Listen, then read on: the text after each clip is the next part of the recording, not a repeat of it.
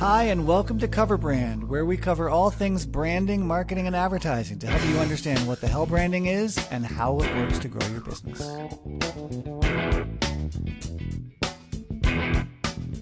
Welcome back to Cover Brand. I'm Ethan Decker, and today we've got Siri Schubert on the show. How are you, Siri?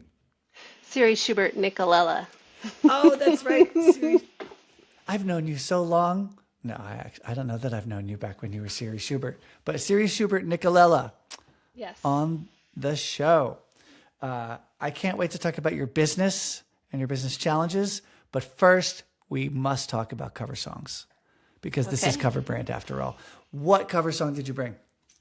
I brought Cornflake Girl by Tori Amos, covered by Florence and the Machine. Ooh. Both redheads? Yes? Both redheads. Yeah. Okay, tell me why that song. Well, okay, so why that song? Why that instrument? So I was raised by a classic concert pianist and spent my life listening to the piano. And when I first started to listen to Florence and the Machine, I got so intrigued by the use of the harp that's infused in all of her songs, which is super awesome, especially if you see her live. So why? So obviously Tori Amos, everything is piano. So it was really cool to hear it with a harp. And then of course, she's a piano rocker. Florence is a badass, so it was Have pretty you seen awesome Florence watching. live? I've seen her live twice. I saw her at Coachella and I saw her at Red Rocks. Oh, Red Rocks! What a great outdoor amphitheater! Incredible here, and it's in our backyard, kind of. Yes. Yes, I felt saw Tori very Amos lucky. at Red Rocks. Oh, you did? See, I have not seen Tori live, which I still can. You still can. pretty She's cool. still touring. Yeah. I cannot say whether she played Cornflake Girl at the show. I cannot recall. Yeah. But Cornflake Girl, great song, one of her bigger hits, right? Yes. And Florence, what a great idea for a cover because they're very. Usually, I like covers that are really different, but these artists feel very similar in a way, cut from the same cloth, just from what, like 20, 25 years apart. Mm-hmm. That's neat. Okay. Maybe Good she was call. influenced. You think a little bit? You think maybe Florence is a little influenced by Tori? Yeah. 100%. Yes. I could see that. So yes, Cornflake Girl by Tori Amos, but covered by Florence and the Machine. I will add that to the Cover Brand cover song playlist on Spotify and cue it up so I can hear it right after this as well. Fun. Next, we're going to get into branding stuff, but first, a word from our sponsors. This episode of Cover Brand is brought to you by Awareness Water, the beverage you only notice once you've already bought it 6 times. Crisp, forgettable, everywhere. Look, it's in your hand right now. Here at Applied Brand Science, we keep our brains stocked with it all the time. Awareness Water. Stay hydrated, stay top of mind. Okay, we're back with Siri Schubert-Nicolella. And now we're going to get into some brand problems, brand challenges. Siri, why don't you tell listeners what your business is all about? Okay, well, first and foremost, I am we'll call myself a wellness expert. I work in the massage and bodywork world, as well as personal training and functional training. So I infuse the two together and I create what I like to call lasting change.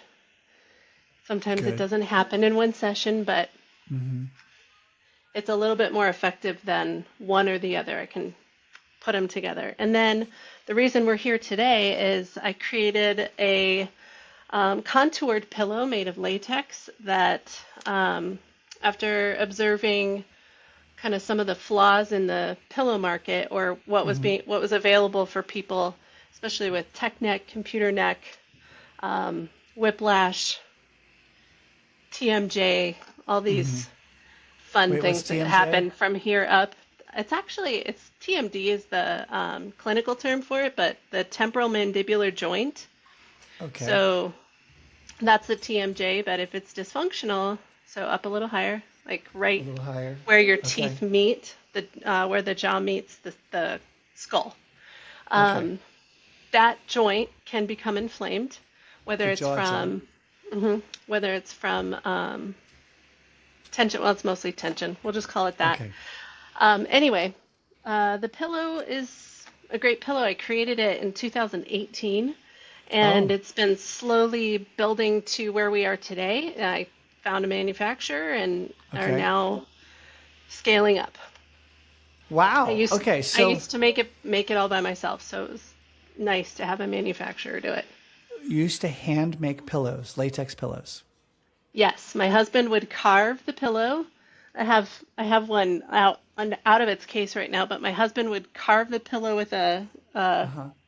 a foam carver, and Oh, then I would geez. come back and cut all these little details into it. And it was never perfect. Like he could Sure. never get these little perfect edges, and so I'd have to go Mm-hmm. back and round it off with a tiny little scissor. So it was Oh, quite the geez. process. So Wow. yeah, That now sounds somebody like else does all that. it sounds like dog grooming. Yeah, it's just like dog grooming.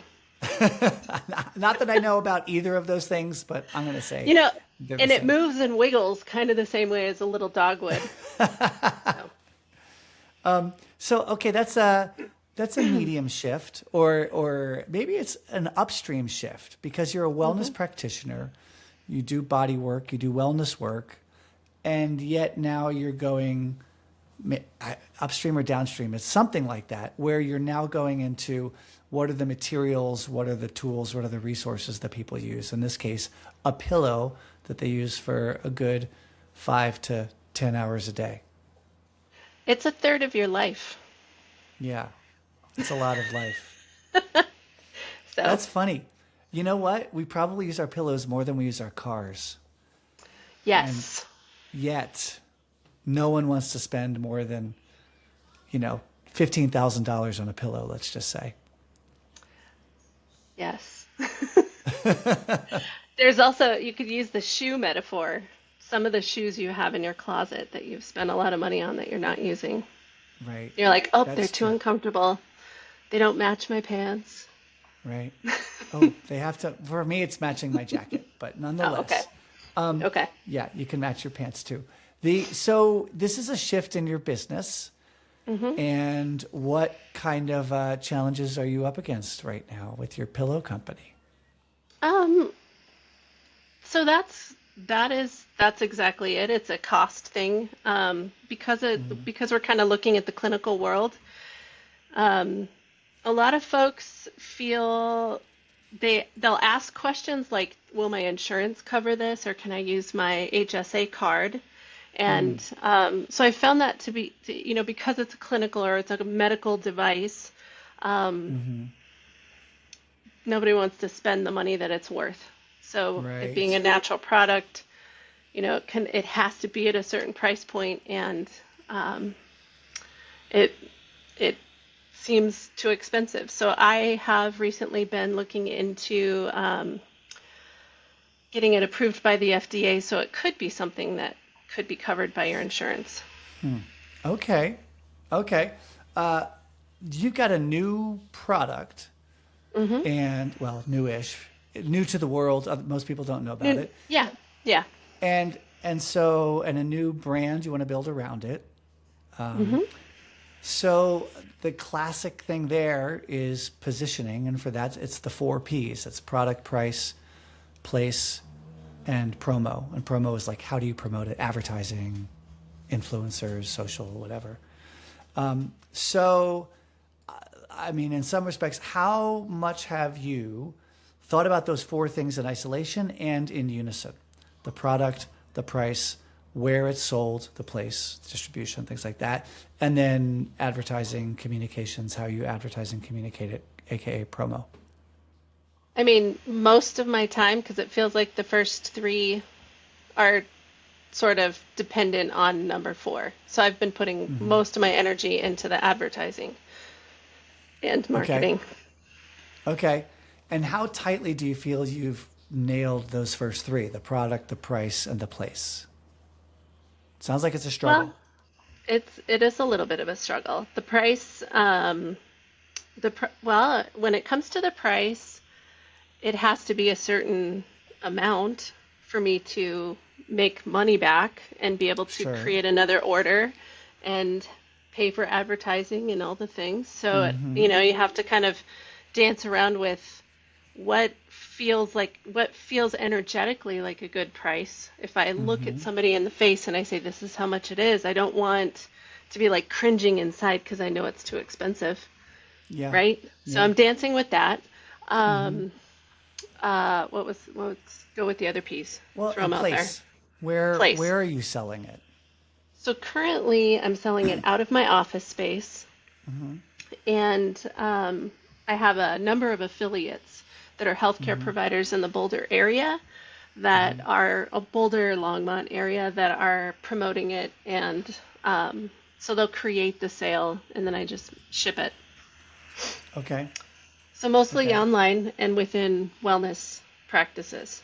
Is that working well enough? Is it big enough? Is it No, spreading or is it not yet.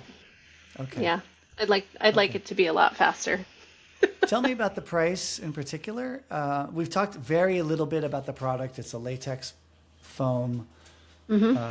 molded, sculpted pillow that does certain things for your neck that are, I assume, very, very good and Yep. help you with all of those problems, TMD and neck pain, back pain. Oh, look at all that. Okay. All kinds of Tech stuff net. Oh going on. yeah, so it's got a little place for your head. Okay. This would be the side profile, so your head kind of Mm-hmm. falls into the hole. This creates a support for your neck. These little side bumps, basically, if you're laying on your back, it Mm-hmm. prevents your head from tucking to one side. So if you Okay. turn to the side, you get sort of pushed back to the center. Okay. Um, if you're laying on your side, it gives you enough shoulder space, so your shoulder Okay. is not squished, and then your head rests gently and into the cradle itself, but it also prevents your ear from getting smushed. And then you've got a place for your hand right here, Okay. and then your face gets pushed back to its Got neutral it. position as well. I know you needed Okay. all of that. Oh, well, I probably do literally need all of it. But I'm sure my sleeping could benefit. so you were mentioning the price. The price is Yeah. natural latex is kind of an involved process. Like, Okay. I don't know if you've ever watched, like, seen how latex is extracted from a tree. Nope. It's really cool. So if this is the tree trunk, they create an angular cut. They just slice the bark just a little bit Mm-hmm. and peel away the bark, and then the sap latex seeps out of the tree, and then they Okay. collect it. And one Oh, one one farmer will do 600 to 700 trees in a day. wow. But Wow. how it gets turned into that foam process, or sorry, it's through a process of heating and cooling, which actually creates that expansive effect that gives it, the air. Right. They poke little Right. holes in it too, so air can pass through it. Turns into a So souffle. didn't know if you needed to know all that, but Oh, we do. We do. No, because these are the product differences that yes, showcase why your thing is different and also why it's expensive. yes, And so you do need to justify the cost.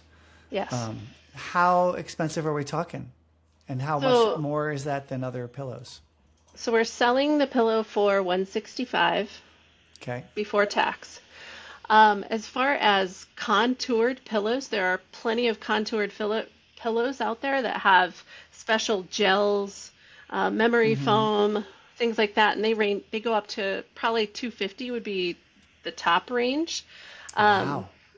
but if you were to get just like a regular wave, um, I'm sorry, memory foam pillow, you're looking at somewhere in the like 40 to $75. So you also come across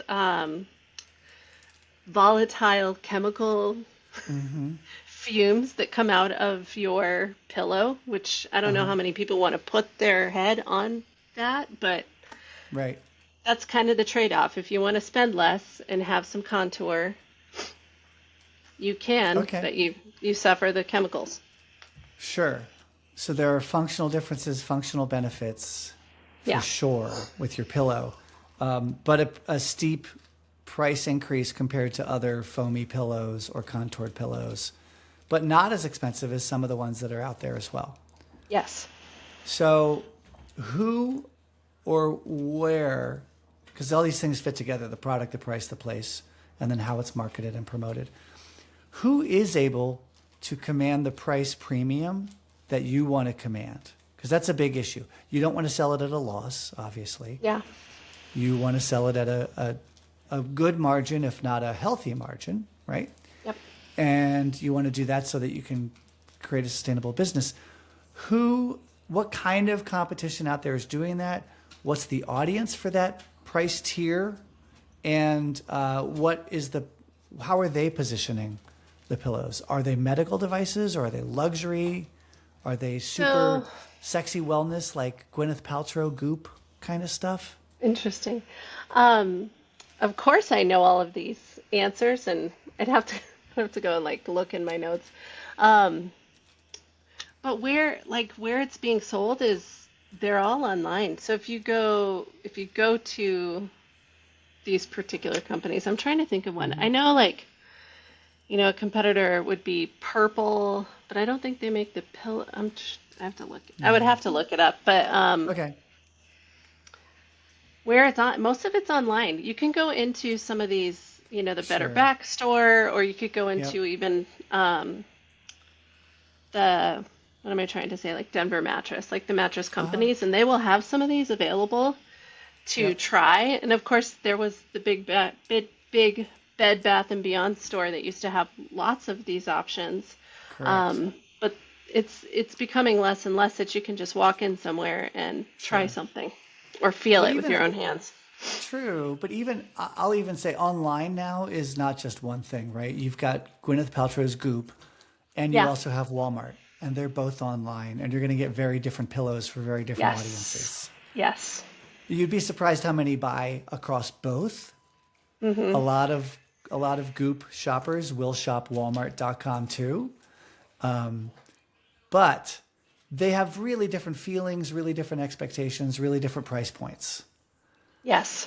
So when you're thinking about you need to hit a certain price, that will already be demanding certain things from the rest of your marketing mix, the place and the promo, where you're selling it and how you're positioning it.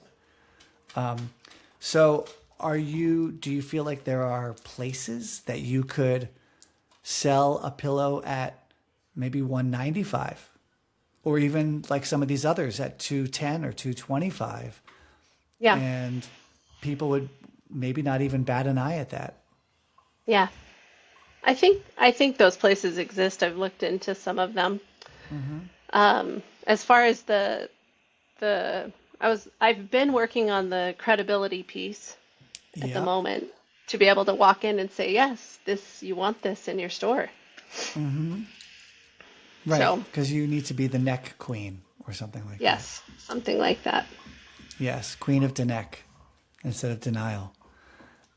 But that kind of thing and that kind of simplicity in terms of that credibility and in terms of the brand, the vibe, are the things that will get you into the places you want to be at, and will Okay. also persuade your shopper. Not even persuade, that's very much the wrong word. Will make your shopper feel good about dropping $200 on a pillow, Yes. right? And maybe it's like, because it's going to transform your life and it's going to change your life, and and it doesn't cost as much as a car or a pair of Manolo Blahniks or Jimmy Choos. Yes.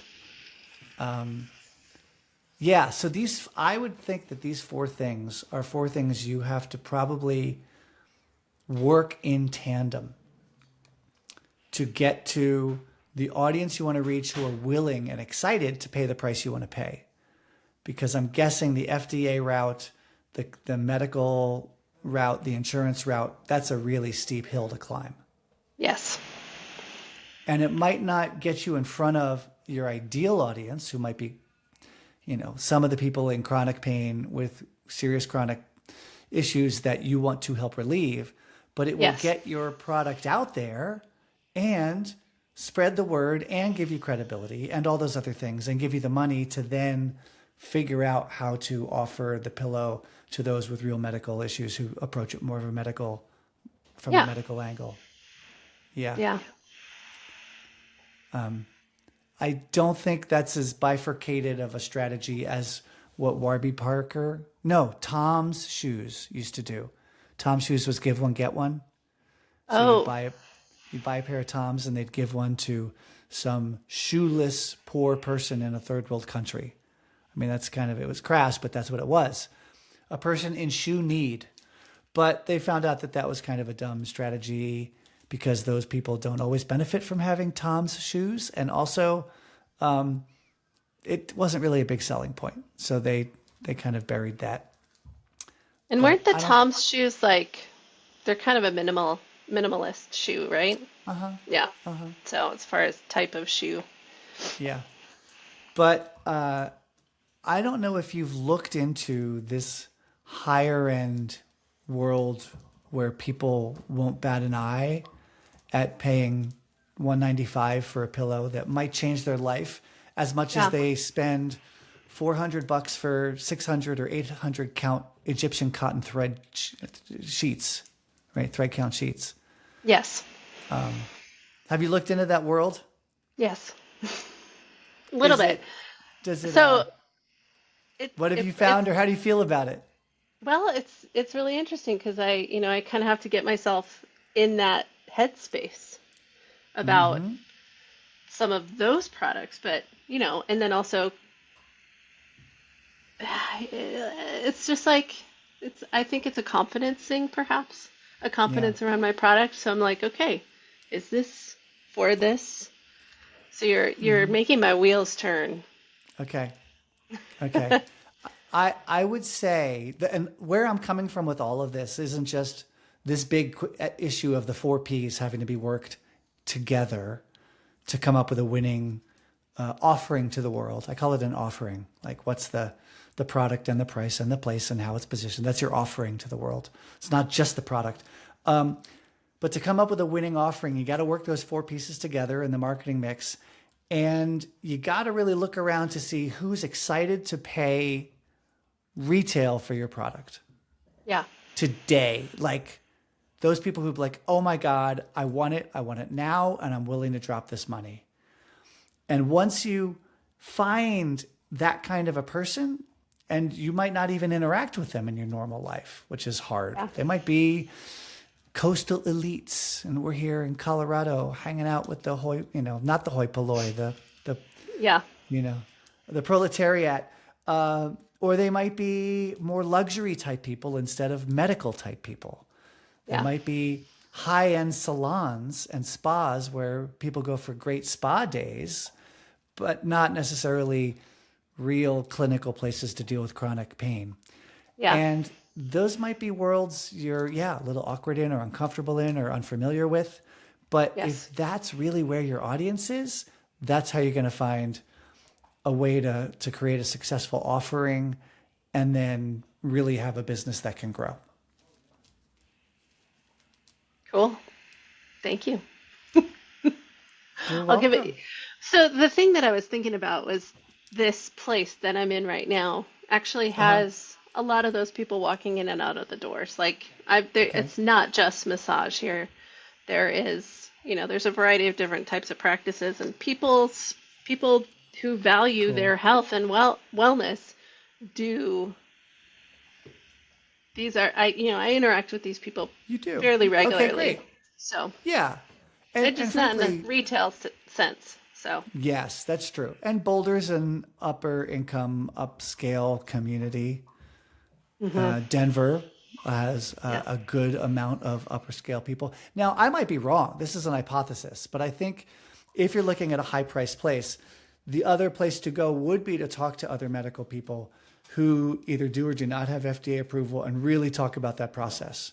And Yeah. if it's a medically required thing or an expensive but optional medical thing, how do you make a go at that? And maybe it's licensing to a huge medical company, and you get the patent on the product, and then you license it to someone who's got all the inroads with all the doctors and all the neck doctors and all the jaw pain doctors.